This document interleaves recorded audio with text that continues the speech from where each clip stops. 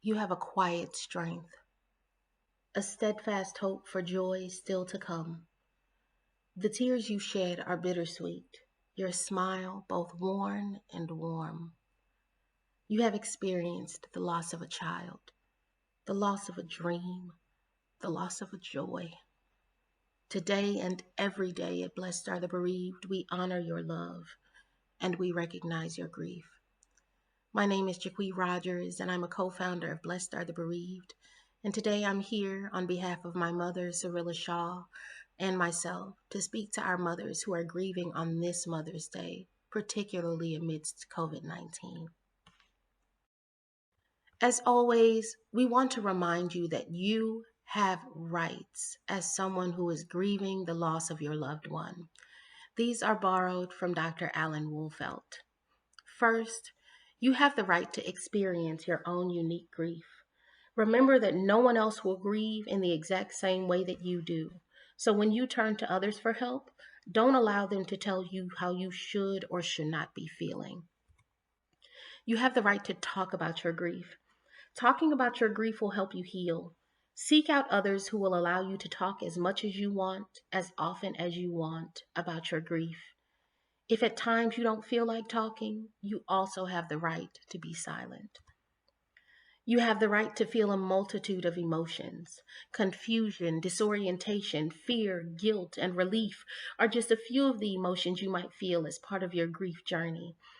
Others may try to tell you that feeling angry, for example, is wrong. Don't take these judgmental responses to heart.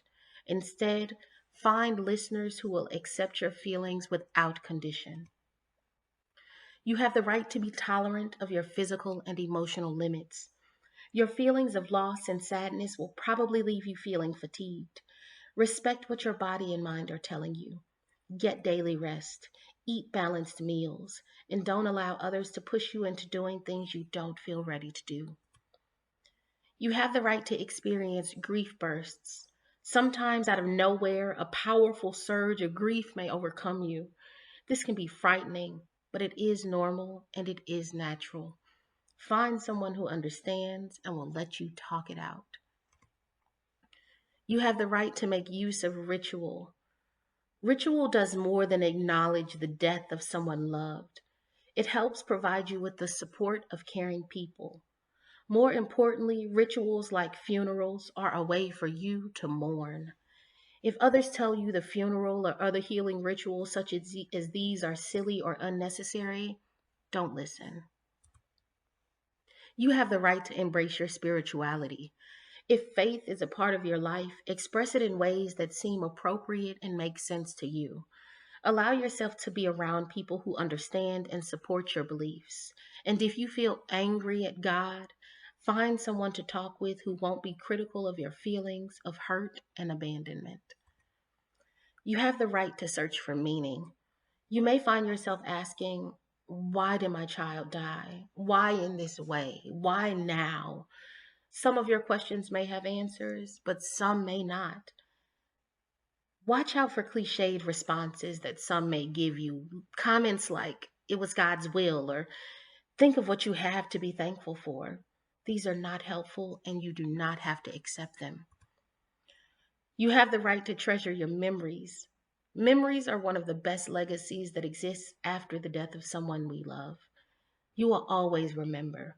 Instead of ignoring these memories, find ways and others with whom you can share them. Finally, you have the right to move toward your grief and heal. Reconciling your grief will not happen quickly. Remember, grief is a process, it is not an event.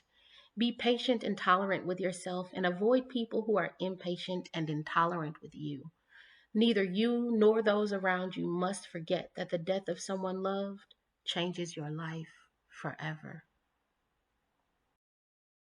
If you find yourself serving in the role of friend or companion to a grieving mother or parent on today, remember that you can never take away that pain, but there are things you can do to help offer support. Experts suggest that you meet Mama where she is in her grief.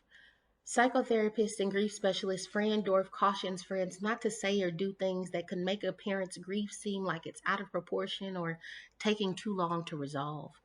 Listen to your friend without judgment or advice. There's no right way to grieve. We need to let others work through their pain instead of trying to force them through it. Let them know you're thinking of them. You could say something like, "You're on my mind today. I'm missing Michael too." If they have a living child or children, try saying things like, "This day must be filled with mixed feelings for you. I love seeing the relationship you have with your children, and I love remembering the love you had for your child." If you don't know what to say, that's okay. Just acknowledging that it can be a hard day can help your friend feel supported. Say their child's name. Often, when someone dies, people stop saying their name around the grieving family member. Experts agree that many families want to hear their child's name out loud. Grief support expert Shelley Gillen of CARA says that it reminds them that their child is still loved and missed by many. A parent's worst fear is that their child will be forgotten. Share memories or do something to honor the child, if your friend is ready. Darcy Krause advises that while some grieving parents won't want to talk about their child, others will leap at the chance. Follow social cues. If they change the topic, follow their lead. Let your friend know that you're available to talk or share stories of their child. If you want to give a thoughtful gift, write a card that they can read when they're ready. Bake the child's favorite cookies and leave them at the door with a note. Take a photo of something that reminds you of the child's favorite color, movie, holiday. Send a text that lets your friend know you're thinking of them. Support surviving siblings. We're reminded that even in families, grief can be lonely.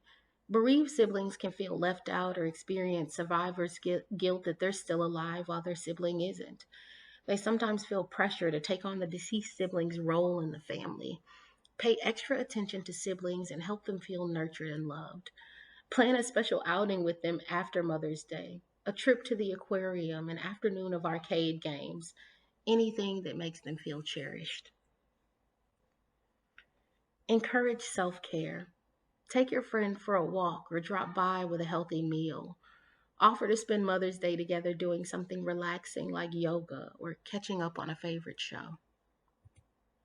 Finally, stay in the picture. Mother's Day doesn't necessarily become easier over time for a parent who lost a child, but friends and family can get caught up with their own lives and forget to check in as time passes. Commit to being there in the years to come on Mother's Day and to helping your friend keep their child's memory alive.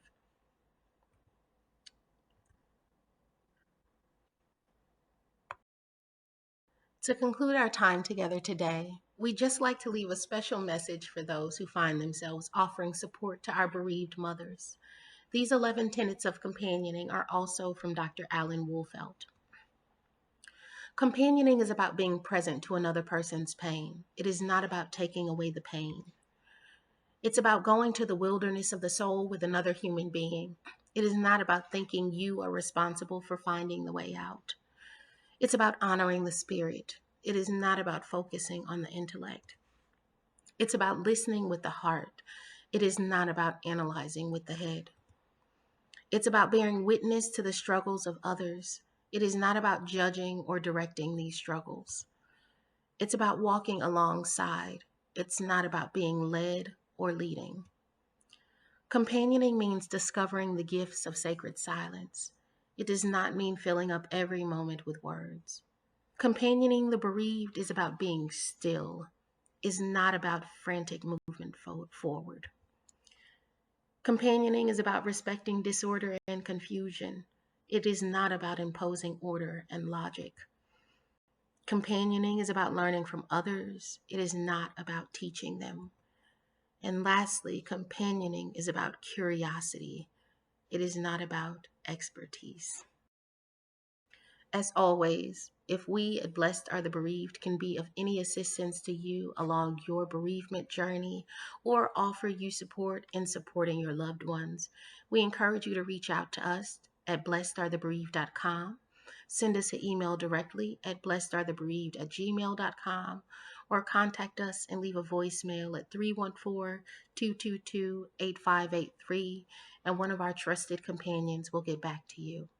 Many thanks to Crime Victim Center for including us on today's special occasion. As always, if you need a listening ear, we have a companion for that. Take care, family.